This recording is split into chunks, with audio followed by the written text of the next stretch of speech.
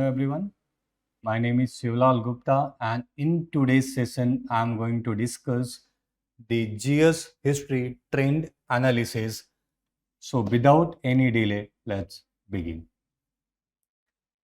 Dear aspirant, as we know that we are not preparing to do PhD in any subject, we have to prepare according to the weightage that is given by the UPSC to various subjects. So prior to begin, we have to actually understand what is the exact requirement of the subject, what is the weightage given by the UPSC to particular subject.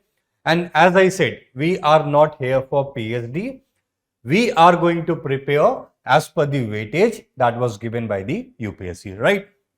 So again, this video is all about the same thing, right? So when we talk about history, as all of you know, history is important in the GS1 paper, right? And there are many subsect. If we talk about mains examination, we have modern India, we have art and culture, we have world history, we have post independence. So there are four important topics that is important from the mains point of view. But when we talk about history in general, then you will find out in the GS1 paper, the importance of history lies between the 75 to 90 marks. So again, what we have to understand here, see the contribution of the history to the GS1 paper always lies between the 75 to 90 marks. This is on the basis of the general pattern of the last 6 years. And as I have always maintained, U and UPSC stand for the unpredictability, right? So again, this is the pattern analysis on the basis of last 6 years. It may differ according to the needs and the demand that is, by the UPSC. So year to year, there may be variation, right? Now, so again, if we talk about history, the first thing you have to keep in mind, the importance of history or the weightage of history in the GS1 paper lies between the 75 to 90 marks. But again, as we have seen, there are various subtopics within the history. For example, we have modern India, art and culture, world history, post independence. So again, as you can see here, the blue marks actually indicate the modern India, orange basically indicate the art and culture, the gray world history, and the yellow marks that talks about the post independence. So as you can see here, the blue marks dominate. That means certainly out of all, modern India is very, very important, right? Out of modern India, art and culture, world history, post independence, certainly you can analyze by the diagram.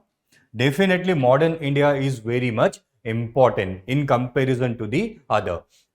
But again, as I have said, U in UPSC stand for the unpredictability, and it is seen that in the last few years, art and culture is sometime almost equivalent. For example, if you analyze 2018, almost equivalent. 2020, art and culture is more important than the modern. So in general, what we have to understand, modern is more important, and certainly modern overall is very important, but again, you have to give weightage to all. Particularly, you have to prepare at least the basic of all, including the post independence, art and culture, and the world history. The analysis need to be very clear. Modern is very important, but that does not mean you are going to evade all other area, right? If you do so, then there may be certain problem you may face, right? As I said, U in UPSC stand for unpredictability, right? And therefore, certainly what we have to understand here, by the pattern, it is very clear you have to prepare all the area thoroughly, right? Certainly, we are going to discuss all those aspects, right, in detail. See, this is the line. This is the weightage of the modern India, right? So as you can see, it vary from 25 to 65. The lowest we have 25 and the highest we have 65. So again, there is a variation in the marks of modern India. If we talk about art and culture, again it varied between the 10 to 50. Again, there is a variation, right? And if we talk about world history, again there is not much variation. Over the years, we generally say it is important from for approximately 15 to 25 marks. So there is somewhat we have regularity in the world history. Certainly, we are going to discuss those things. And if we talk about post-independence, you will find out not much weightage till now given by the UPSC. But again, just a caution I want to make to you is that you never know. UPSC might give importance to the post-independence. So there are certain area we definitely need to prepare. UPSC has not given weightage does not mean we are not going to prepare. There are certain area you should prepare, right? Given the fact you in UPSC stand for the unpredictability, right? So this is all about the weightage. So again, as you can see from the weightage, right? What is the conclusion we can have? We can have the conclusion that in the GS1, the marks of history is somewhat constant around 90 marks. But again, there is a variation in the subsect like modern India, world history, art and culture, and the post independence, right? So this is what you have to keep in mind, before preparing your topic, right? Now, before now let's discuss, each subtopic in detail, right? So let's begin with the modern India. Now, dear aspirant, as you have to remember, before you should begin your preparation, you should be very thorough with the syllabus and the PIQ. See, the syllabus and the PIQ is like a Bible, it is like a Quran, is like a Bhagavad Gita to the aspirant. So as we know that Bhagavad Gita, Quran, Bible, they are sacred texts. Similarly, you will find out syllabus and the previous year question paper, they are sacred to us, right? So you should have good understanding of the syllabus as well as the PIQ, right? So again, there is a relation between the syllabus.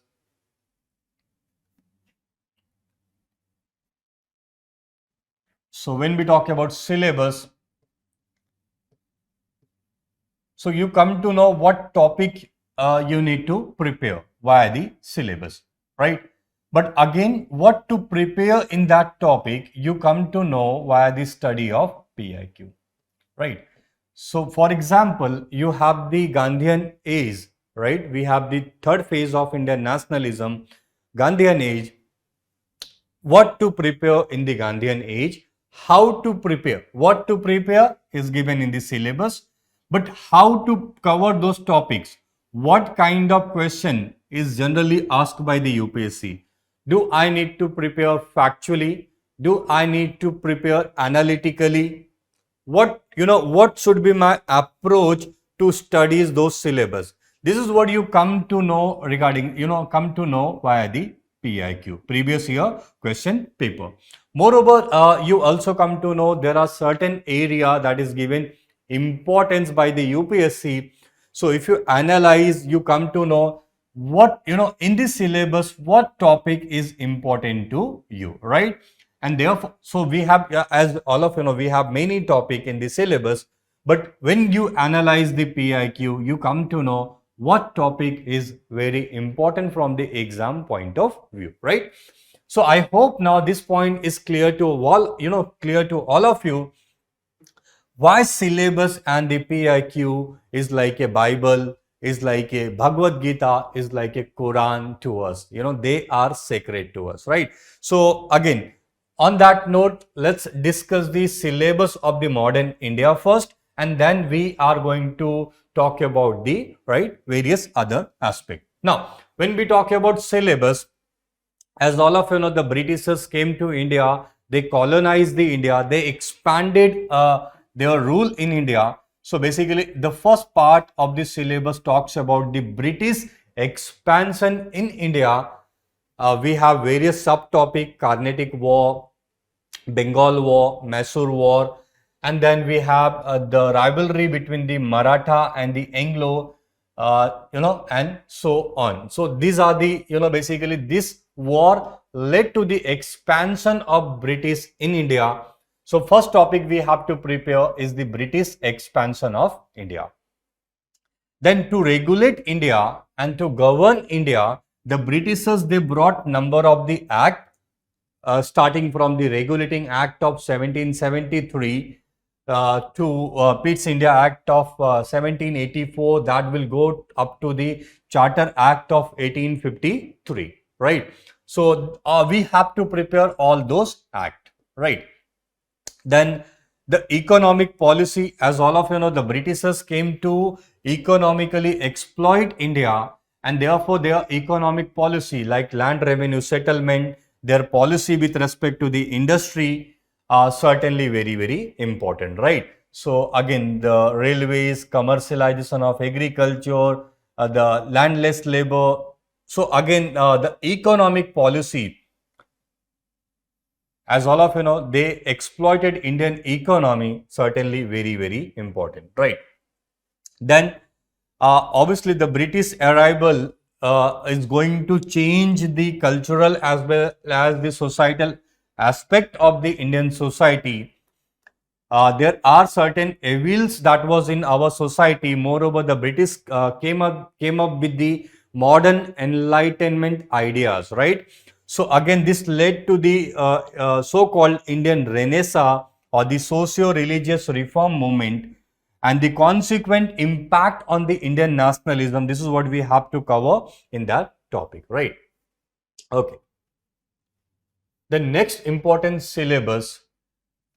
Now, British exploited India, and now the Indians, they had grievances, and these grievances led to the confrontation between the Indians and the Britishers. And that confrontation is very much visible in the 1857 revolt and the early uprising like peasant uprising, tribal uprising, and so on. Most important from men's point of view is the peasant uprising nature, so the analytical aspect of the peasant tribal uprising, this is very important. Then 1857 revolt, certainly what was the character, what was the consequences, and many other aspect of the 1857 revolt is very, very important, right? Then again 1857 revolt led to the beginning of nationalism. So nationalism, you will find out, was portrayed in the form of the Indian National Congress, and then we divide those into the moderate phase. So what is the contribution of the moderate, their strategy, and so on, their goal we have to cover in the first aspect. The economic policy of moderate or the economic nationalism, then the rise of extremism, that is the second phase of Indian nationalism, and the consequent event like Swadeshi, the Congress League Pact of 1916, the split in the Indian National Congress. So all those area is very important from the our exam point of view. And after that, we have the third phase of the Indian nationalism that was portrayed by the Mahatma Gandhi. So what was the philosophy of Mahatma Gandhi? Mahatma Gandhi launched the three movement: non-cooperation, Khilafat, then civil disobedience, and then Quit India movement. So all definitely very, very important. Apart from the Mahatma Gandhis, there were other method of the Indian national movement. One of the method is the revolutionary, the way of revolutionary. They did not believe in the evolutionary method of the Mahatma Gandhi, and therefore they had different method which we called as a revolutionary, right? So we have various phases of the revolutionary, and one of the phase is represented by the Subhash Chandra Bose, HRA, and then Indian National Army, right? INA. So that this is what we have to prepare, and then we have to also prepare the socialism, right? Okay. Now, if we talk about 1940 onwards, so you will find out separatist movement in the Indian politics, right? So again, what were the factor, right from 1909 or prior to that, what were the factor that led to the separation of, Pakistan from the India, right? So that, these are the important topic we have to cover, right? Now, so these are the syllabus, these are the syllabus.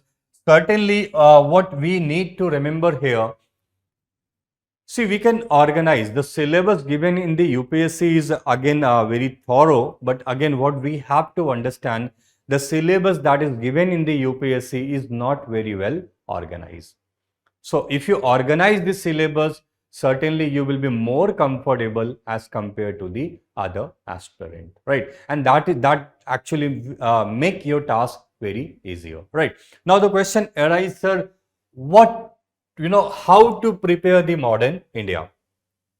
See, we have number of books. What we have to understand, we have number of books, and I can give you number of books like Bipan Chandra, Struggle for Independence, Shekhar Bandyopadhyay, Plassey to Partition, and there are many books, no end to the books.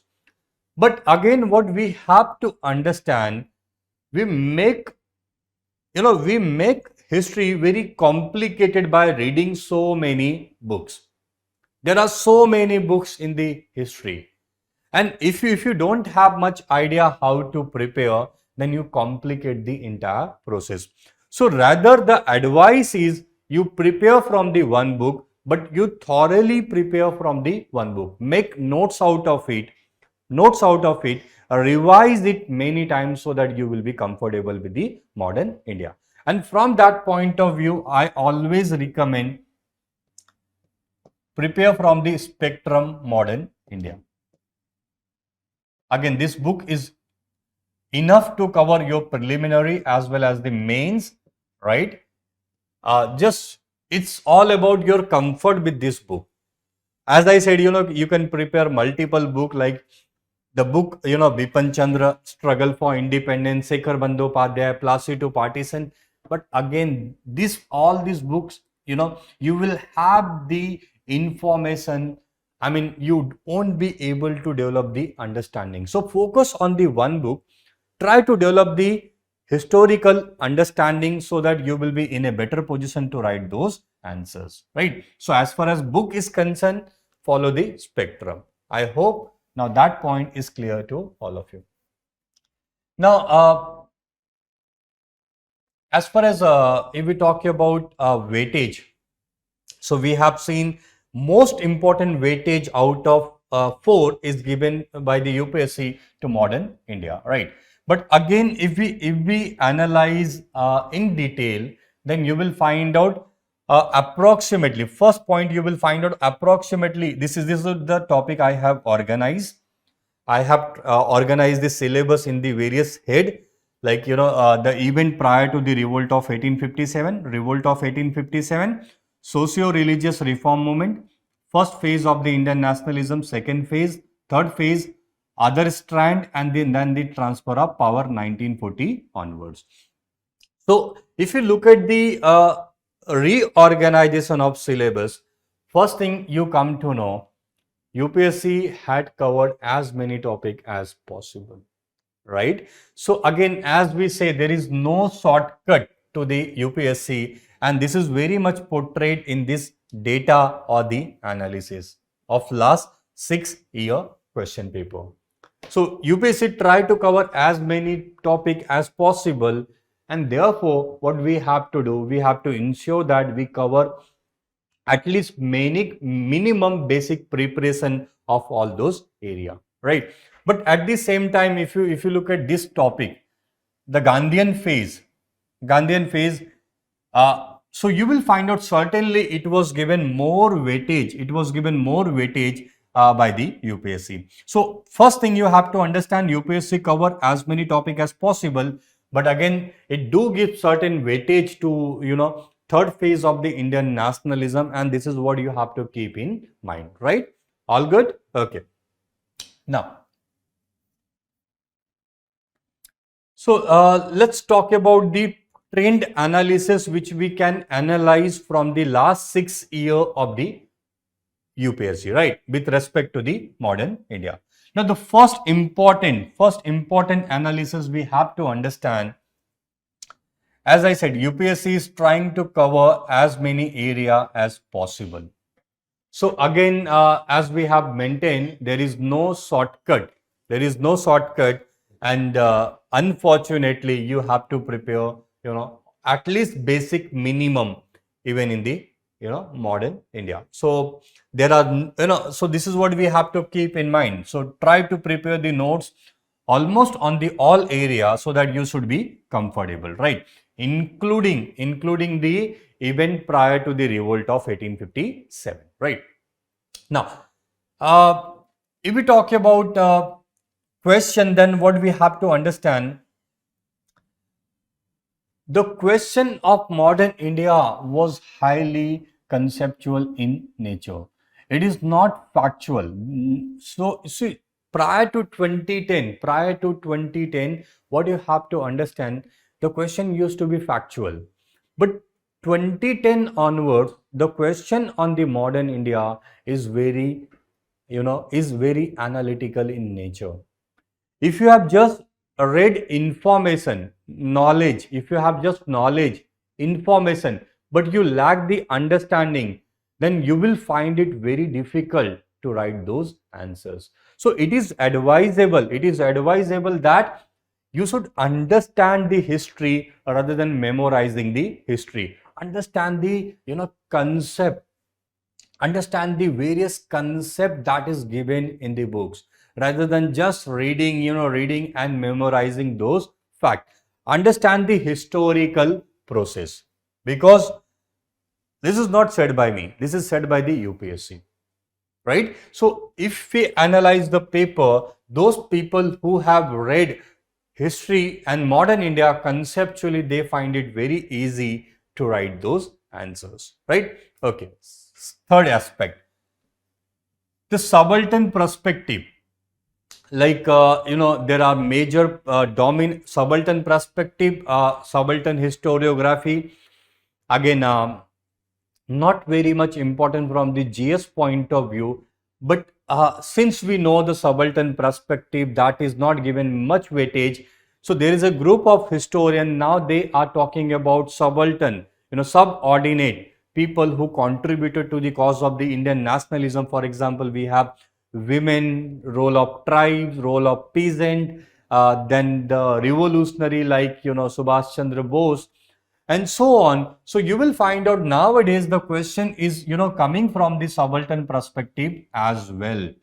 So for example, you have to be very clear, for example, how the women contributed to the cause of the Indian nationalism, how the peasant played very important role in the Gandhian national movement, or Gandhian non-cooperation movement, civil disobedience movement, and so on, right? So such kind of question becomes very analytical in the which when we analyze the, so subaltern perspective is particularly from 2013 onwards is given huge weightage by the UPSC. Right. Earlier, people used to just prepare on the Mahatma Gandhi. Certainly, Mahatma Gandhi is very important. He is the father of nation, and he contributed a lot.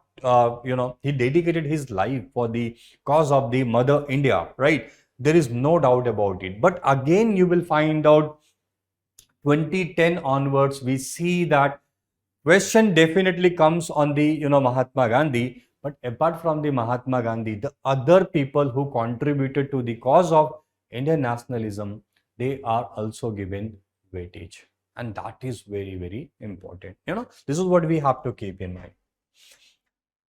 See, 2017, you will find out, prior to 2017, UPSC did not used to, focus on the pre-revolt topic. For example, the British expansion in India, they never, prior to 2017, they rarely, I won't say never, but again, they rarely talked about, those area. Then British economic policy, then civil and peasant and the tribal uprising. So hardly they talked about those area, but you will find out from 2017 onwards, this area is given very much weightage by the UPSC, and you have, at least 3 questions from 2017 onwards. Earlier, it was just important from the preliminary point of view, but now you will find out it is also important from the mains point of view, right? Okay, great. And then, though history is a static subject, no doubt about it. Again, once you have prepared your notes, you know that there is not much to update, no doubt about it. But again, you have to keep your eye on the current affairs. You have to keep your eye on the current affairs. So, certainly some of the question is linked to the, certain happening that is going on in the current affairs, right? For example, you know that there is a, Russia attacked the Ukraine. For that, the USSR or the Cold War can be important from your exam point of view. So, what you have to understand, by analysis of the fact, we come to know some question they are very much linked to the current affairs. So again, though history is static, keep an eye. So that will make your task very easy, in the sense, if you guess 10 question and let's consider, 1 question come to exam or 2 question come to exam, then you are already prepared. This will save your time for the, other question. You know the format, you know what to write. So that will rapidify your, writings, save the time for the other questions. Moreover, you will fetch very good marks on such a question, right? So again, if you have your eye on the current affairs, certainly you will be comfortable. Now, next important highlights you have to understand. See, sometime we can divide the question into the 2 category. One is the conceptual question, means whatever you have read, you have developed the understanding. And some question are abstract in nature. You have not read, anywhere, and you don't know, how to connect those things, and very difficult to write. Very difficult to write for the aspirant, right? It is certainly, we have never thought from that angle. Certainly the question comes to you and then you have to think and then you have to write. Such question are called as a abstract question, right?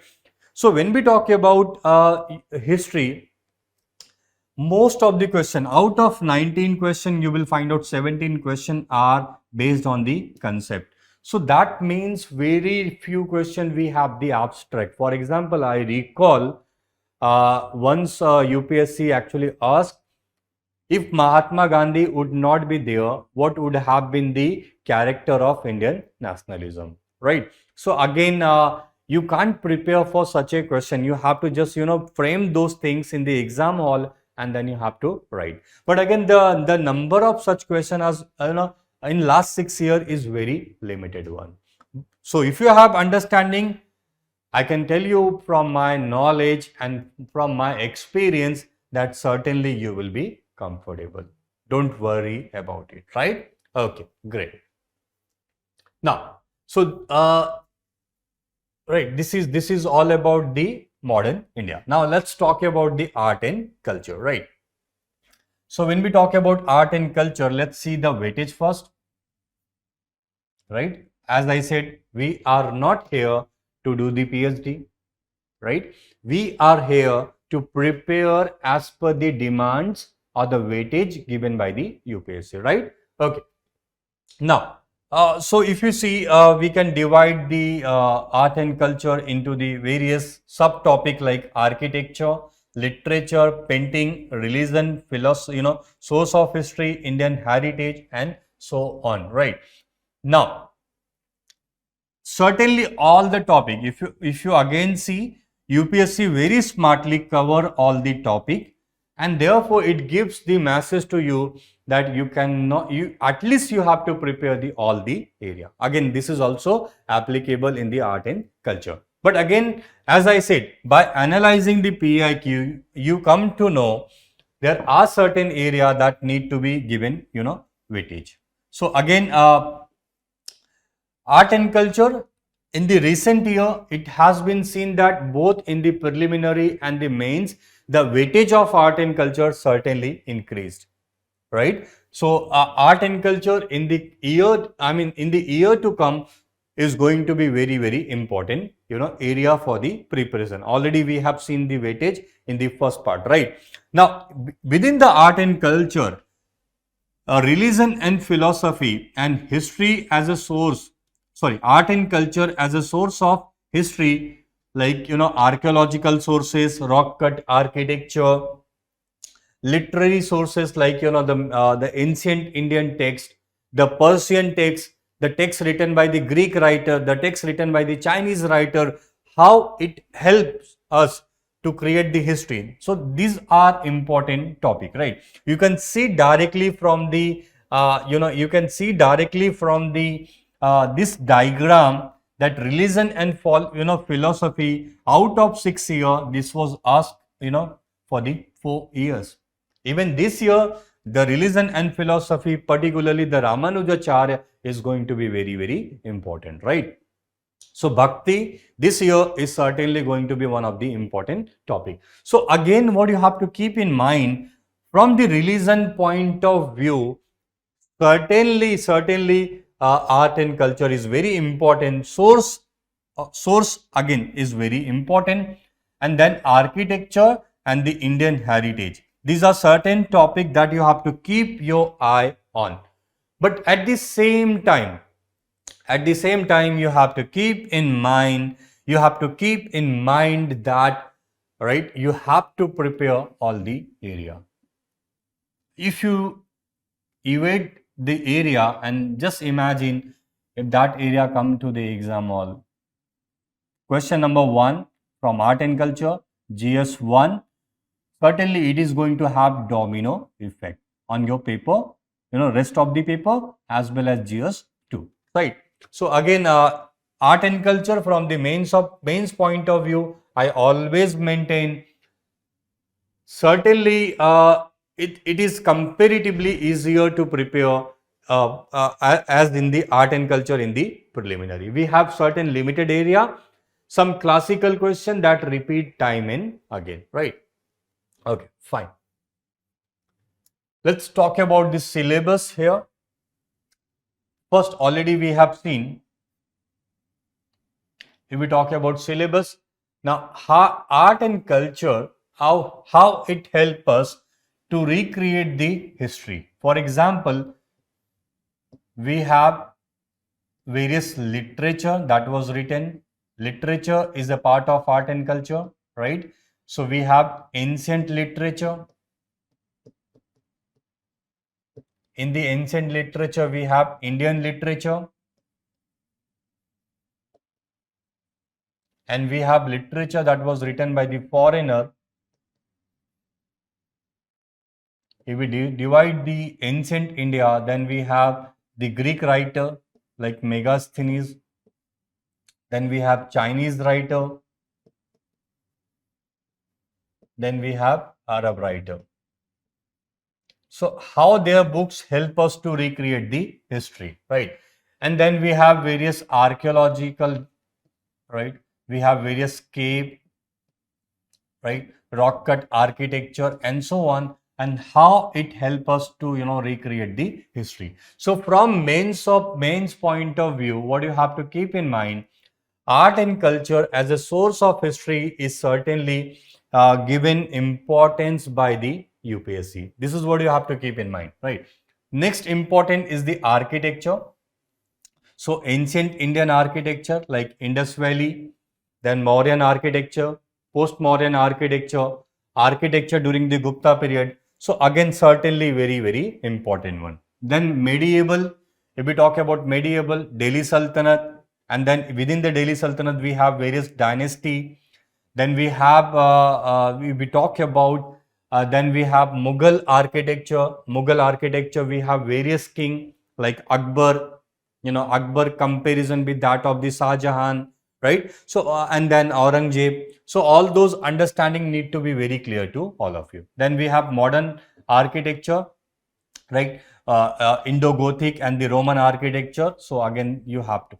So, these are the architecture is certainly very important area. Even you can have comparative question. You can have comparative question which can cover all three. Architecture in the ancient, medieval, and the modern architecture. Now, apart from the architecture, next important area that you have to prepare is the painting, right? We have painting, music, dance, and drama. So that area you need to prepare. There are certain classical area, just prepare those, you will be comfortable. And then we have Indian religion and the philosophy. As you know that India is a land of, birth of various religion. For example, we have Brahmanism, later on Hinduism.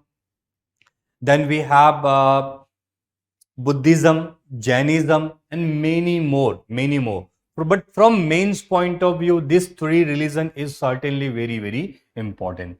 And apart from that, we have Bhakti, the philosophy of Bhakti. Then we have the philosophy of Sufi. Certainly, they are very, very important from the art and culture point of view. Definitely, you should cover those areas from both preliminary as well as the mains point of view if you want to be comfortable in the exam hall, right? So again, if we talk about mains, art and culture mains, these are certain area, these are the certain syllabus you should prepare thoroughly so that you will be comfortable in the exam. And while writing the first question in the GS, certainly this is going to boost your confidence, right? All good?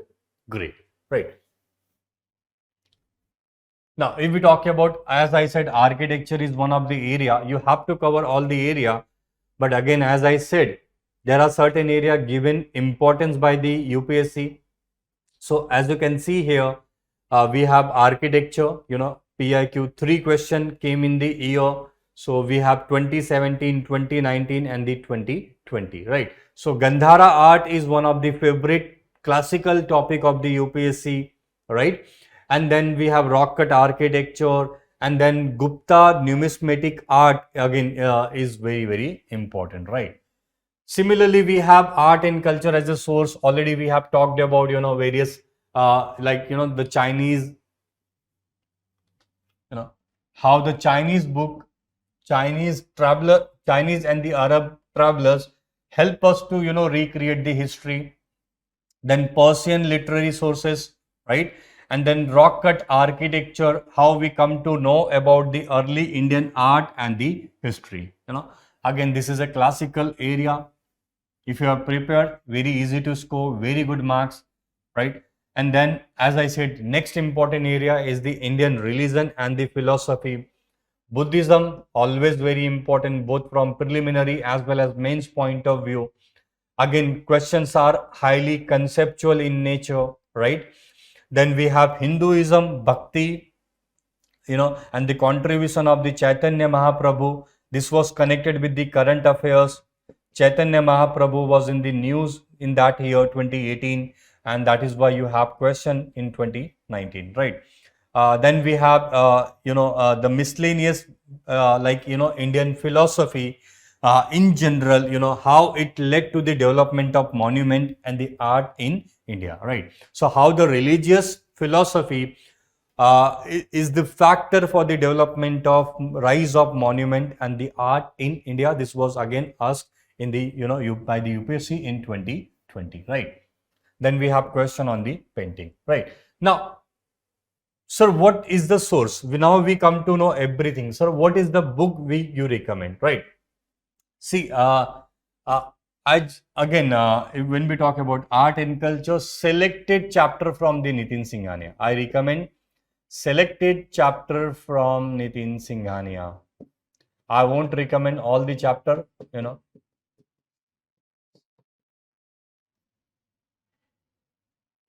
So if you prepare selected chapter on the basis of the redesign of the syllabus, certainly you will be comfortable, right? Now, art and culture, let's talk about the analysis, certain trend which we have seen over the period here. So you will find out in the last 6 year we have 14 questions. Certainly that highlight there is a rise in the significance of the or the weightage of the art and culture in the GS paper 1. So this is what you have to keep in mind, right? So what is the trend? The first trend you have to understand, there is a rise of the question of the art and culture, right? Art and culture in the recent year. Certainly you cannot. That means you will not basically, evade the art and culture. You will definitely prepare the art and culture. Religion and philosophy already we have discussed, right? Art and culture as a source of history. Next important thing you have to keep in mind. See, generally from the mains point of view, most of the aspirant they consider art and culture, we have to prepare factually. But if you analyze the PIQ, previous year question paper, certainly you will find out questions are highly analytical in nature. Certainly some facts you have to write down, but again questions are analytical in nature.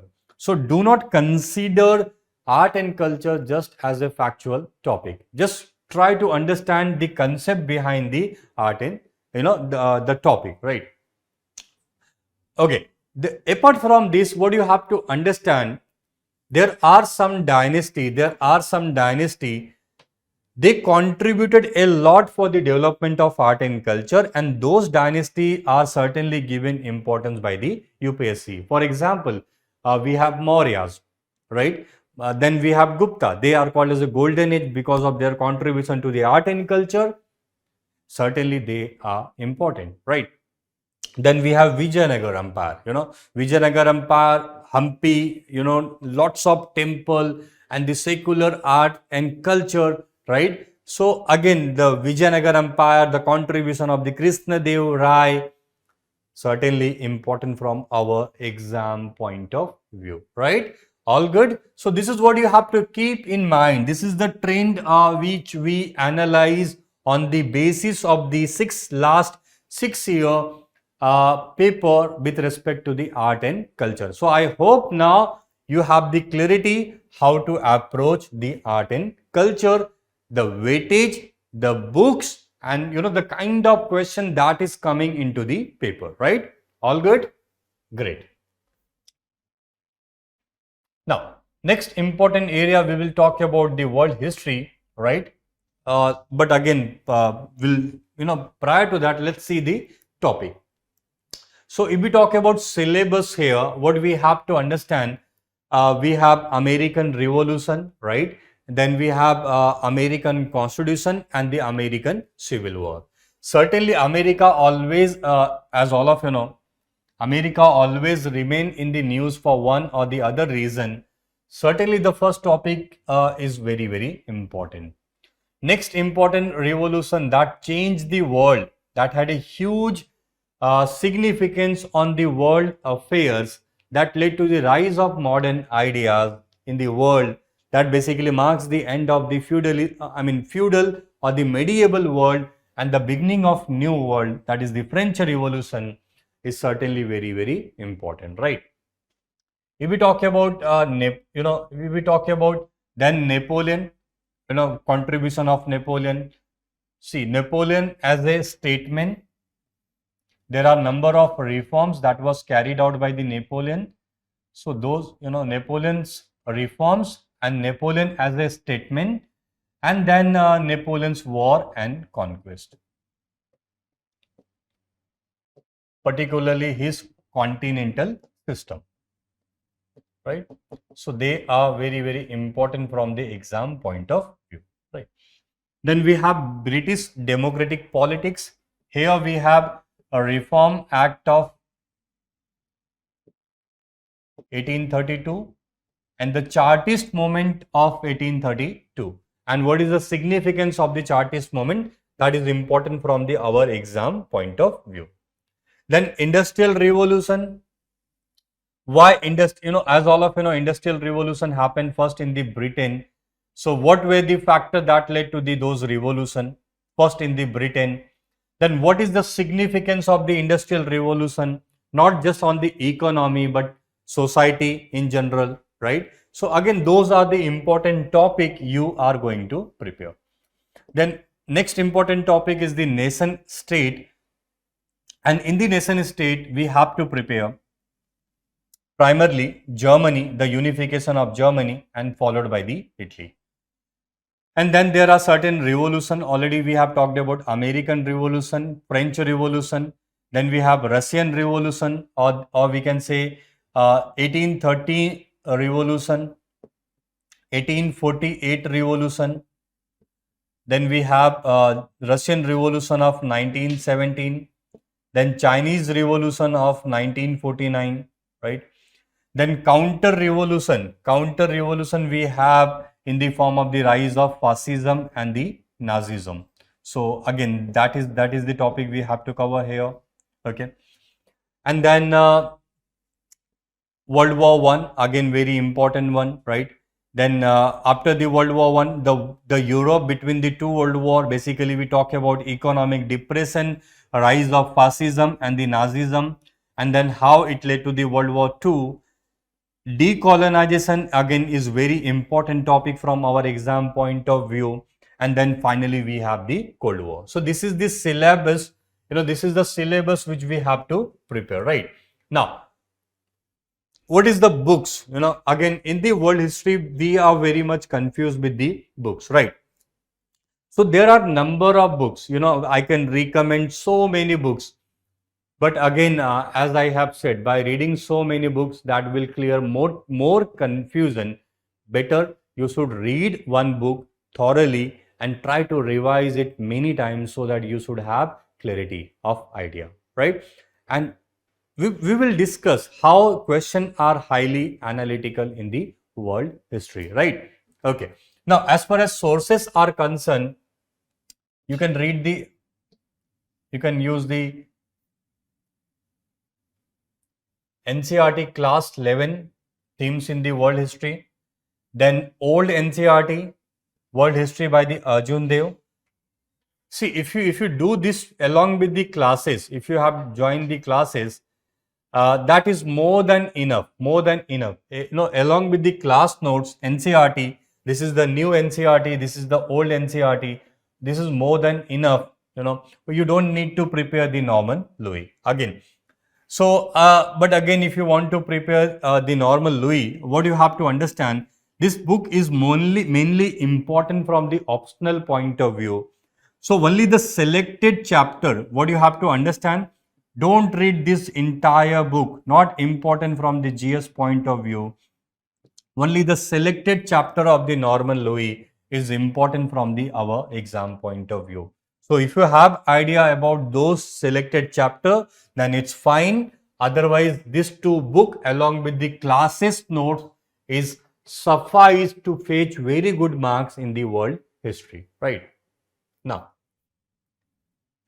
if we talk about world history, as you can see here, we you will find out somewhere the highest marks is 37.5 and the lowest is the 10. So generally one or two question, generally the question is important for one and two question, right? Now, if we see certain topic, that they are classical topic and they are given weightage by the UPSC, right? So for example, Industrial Revolution, it changed the way of life, certainly very important, right? So why the Industrial Revolution first occur in the Britain or the England, right? This is the classical area, how it impacted the people, how it compare. Now look at, this is the abstract part. So this question have both the idea, the classical area or the conceptual area and the abstract part.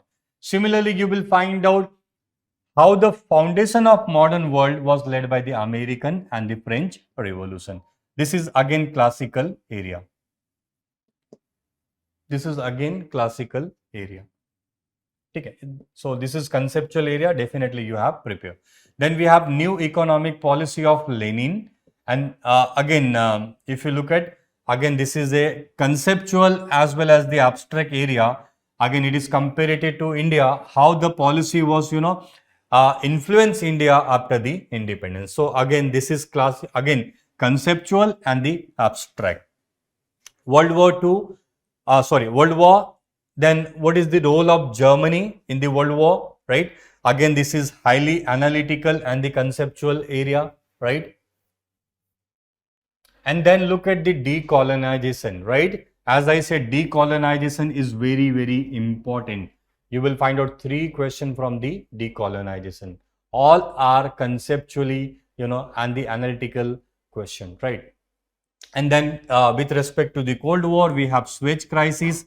Again, that is very, very important event, and it basically, gave the signal that Europe is now the world, not the world's power, it is the America. And obviously, it is going to have significant impact on the Arab world. So this is what given in the question, right? So again, conceptual question. So these are certain PIQ that is given by the UPSC, right? On the basis of that, we can analyze few things. We can analyze certain trend. Generally, again, I repeat, generally, UPSC cover 1 or 2 question every year. So the weightage is 1 or 2 question. So if you see, most of the topic is covered by the UPSC. So there is again no shortcut. You have to prepare at least minimum area. As we have discussed, certain area is given very lots of importance, like Industrial Revolution, right? It has a huge impact on the world, certainly important. Various revolution, American Revolution, French Revolution, Russian Revolution, certainly they are important. And the decolonization. Decolonization is certainly,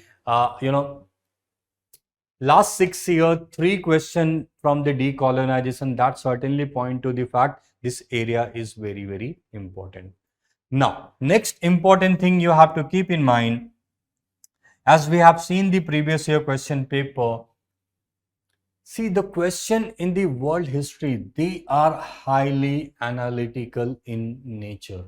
They are highly analytical in nature.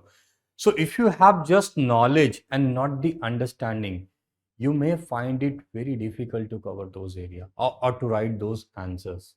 So what you have to keep in mind, that you have to develop the understanding, not just knowledge in the world history. If you develop the understanding how this event led to the change in the world and so on, right?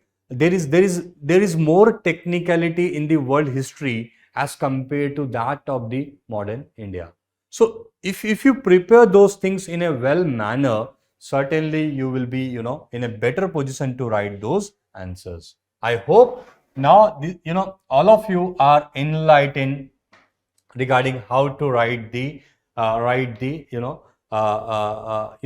to approach or the prepare the world history. Similarly, if we talk about post independence, then we have to prepare till 1964, various topic like what is the foreign policy of the Jawaharlal Nehru, his vision, the policy of non-alignment, the control industrialization, the agricultural policy, and so on, right? Again, what you have to understand, the post independence for last few years, 2016, 17, 18, 19, 20, not much question from the post independence. And moreover, what you have to understand, this area of post independence, actually it merge with the polity as well. So some of the question is going to be covered in the GS2 paper as well. So again, this is what you have to keep in eye, right? So certainly post independence, either you can prepare from the polity, or you can prepare particularly from 1947 to 64 from the history, and then you can continue with the polity. So you will be certainly comfortable. So post independence, from the PIQ analysis, it seemed to be not given much weightage, but again you have to prepare the minimum area. As I have said, you in UPSC predict the, means the unpredictability as well, right?